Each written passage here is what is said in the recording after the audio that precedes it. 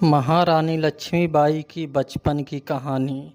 आइए दोस्तों, बहुत ही इंटरेस्टिंग कहानी है, स्टार्ट करते हैं।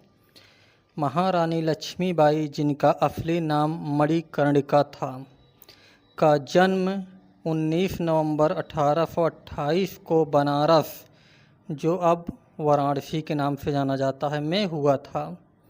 उनका बचपन बेहद साधारण था, लेकिन उनकी बहादुरी और साहस ने उन्हें इतिहास के पन्नों में अमर कर दिया। मणिकर्णिका के पिता मोरोपंत तांबे और माता भागीरथी बाई एक साधारण ब्राह्मण परिवार से थे। मणिकर्णिका को प्यार से मनु कहकर बुलाया जाता था। उनका बचपन साधारण बच्चों की तरह ही शुरू हुआ, लेकिन उनका साहसी स्वभाव बचपन से ही अलग था। मनु का बचपन बहुत खुशहाल था। वह बाल्यावस्था से ही तेजस्वी और बुद्धिमान थी। उनकी माता भागीरथी बाई धार्मिक और संस्कारी थी, और उन्होंने मनु को धार्मिक और नैतिक शिक्षा दी। लेकिन जब मनु की उम्र मात्र 4 वर्ष थी, तभी उनकी माता का देहांत हो गया। इस घटना का मनु पर गहरा प्रभाव पड़ा, लेकिन उनके पिता ने उनका पालन पोषण बड़ी स्नेह और समर्पण से किया। अपने पिता के साथ मनु विठूर चली गईं, जहां उनके पिता पेशवा बाजीराव द्वितीय के अधीन कार्यरत थे। पेशवा ने मनु को अपनी पुत्री की तरह प्यार और सम्मान दिया। बिठूर के राजमहल में ही उन्होंने शस्त्र और घुड़सवारी का प्रशिक्षण प्राप्त किया। मनु का सबसे अच्छा दोस्त नाना साहब पेशवा और तत्या टोपे थे। उनके साथ उन्होंने तलवारबाजी, धनुर्विद्या और अन्य युद्ध कला सीखी।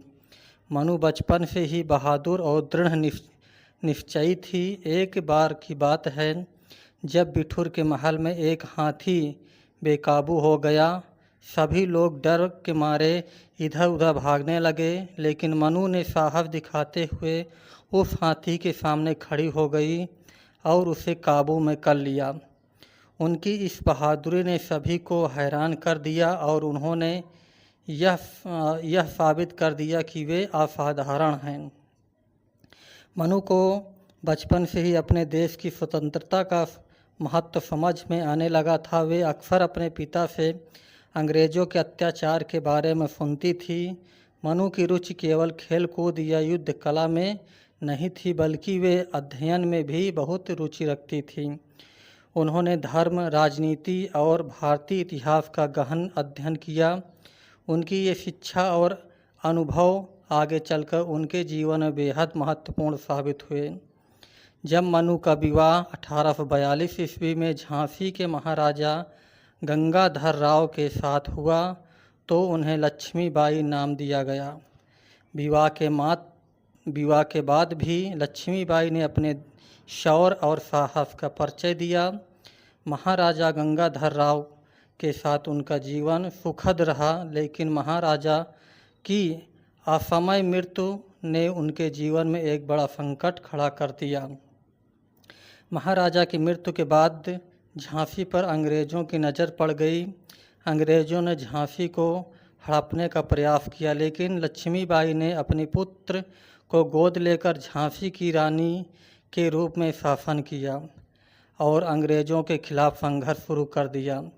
लक्ष्मीबाई का बचपन से ही जिस प्रकार का साहस, निडरता और स्वाभिमान देखा गया था, वही गुण उनके जीवन के आगे के संघर्ष में भी दिखाई दिए।